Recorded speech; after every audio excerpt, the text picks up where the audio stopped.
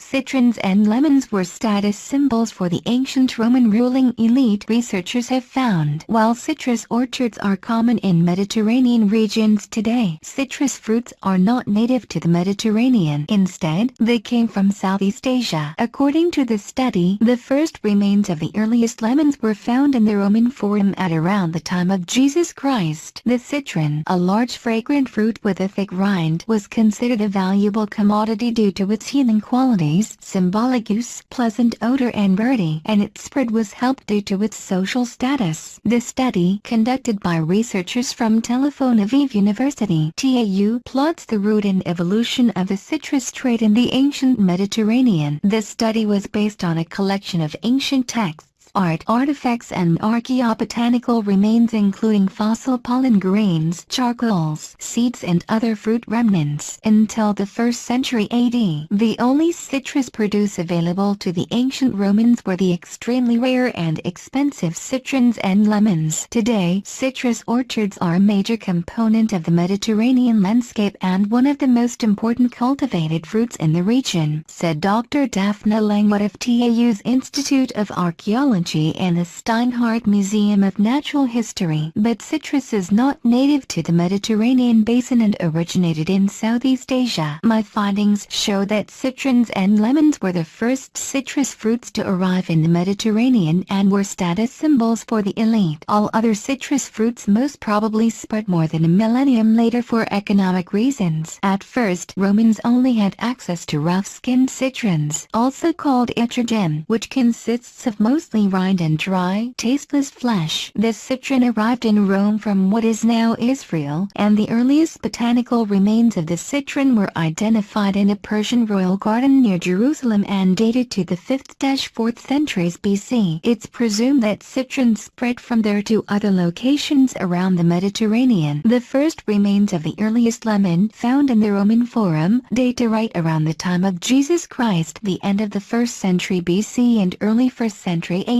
said Dr. Langwood. It appears that the citron was considered a valuable commodity due to its healing qualities, symbolic use, pleasant odor and variety. Only the rich could have afforded it. Its spread therefore was helped more by its high social status, its significance in religion and its unique features rather than its culinary qualities. After the arrival of citrons and lemons, sour oranges, limes and pomelos were introduced to the West by Muslim traders via Sicily and the Iberian Peninsula much later, in the 10th century AD.